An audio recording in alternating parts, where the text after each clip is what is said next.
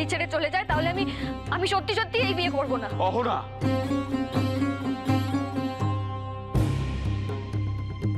আমাকে এই সিদ্ধান্ত থেকে নড়াতে পারবে না তোমরা। আমি আমি এটা বুঝছি না যে ভালো মা আর বন্ডিও তো তোমাদের থেকে কম আপন নয়, এটা তোমরা কেন বুঝছো না?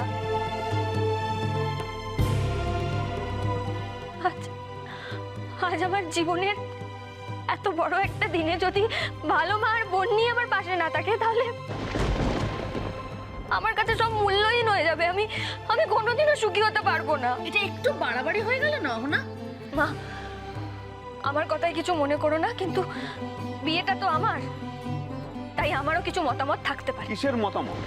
এটা মতামত জানানো? তুমি এখানে দাঁড়িয়ে বলছো তুমি বিয়ে করবে না? বাবা, আমি আবারও বলছি, আমি এই বিয়েটা তখনই করব যখন বন্নি আর ভালো মা আমার সাথে থাকবে। ওরে, আমাদের কিন্তু কেউ এখান থেকে তাড়িয়ে দিচ্ছে না, আমরা কিন্তু নিজেরাই নিজেদের ইচ্ছে এখান থেকে যাচ্ছিলাম। আর এমনিতেও তো যোগাযোগ থাকবে বাবা, আমরা আসবো মাঝে মাঝে। কেন কেন এরকম হবে ভালো মা? আমি তো কোনোদিনও দুঃস্বপ্নেও ভাবতে পারি না যে তুমি। আর আমার দুঃস্বপ্নের কথা, ওই মেয়েটা থাকলে আমার যে রাতের ঘুম উড়ে যায়, কখন কি করবে এই ভেবে, সেই কথা তো তোর একবারও মনে হচ্ছে না?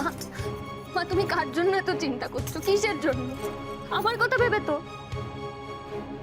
মা, তুমি একবারও এটা ভাবছো না যে ভালো মা আর বন্নি যদি বাড়ি ছেড়ে চলে যায় আমার কি হবে? আমার জীবন থেকে সব সুখ আনন্দ সব হারিয়ে যাবে মা, চিরজীবনের মতো হারিয়ে যাবে। কভেরটা যতই বোকা বোকা কাজ করুক না কেন, মাঝে মাঝে ঠিক সময় ঠিক কথাটা বলে ফেলে। ওর এই ন্যাক করাটাই আজ আমাকে বাঁচিয়ে দিতে পারে। না, এসব অলক্ষণে কথা মুখে আনতে নেই বাবা। আমি বাধ্য হয়ে বলছি ভালো মা, এছাড়া আমার আর কোনো উপায় ছিল না। এই, বড্ড বড় বড় কথা বলছিস, অনেক কিছু শিখে গেছিস তাই না? পাল্লা দিয়ে ওদের সঙ্গে নাটক করে চলেছে। বিয়েটা কি ছেলে মানুষই? হ্যাঁ, কি রে, বিয়েটা কি ছেলে মানুষই? এই সমস্ত বোনের কাছ থেকে শিখেছিস তাই না? মা, আচ্ছা, তোরা এরকম অবুঝ হলে তো চলবে না মাগো।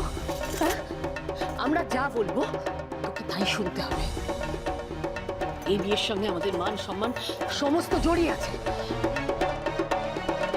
সাথী, তোমরা দাঁড়িয়ে পড়লে কেন?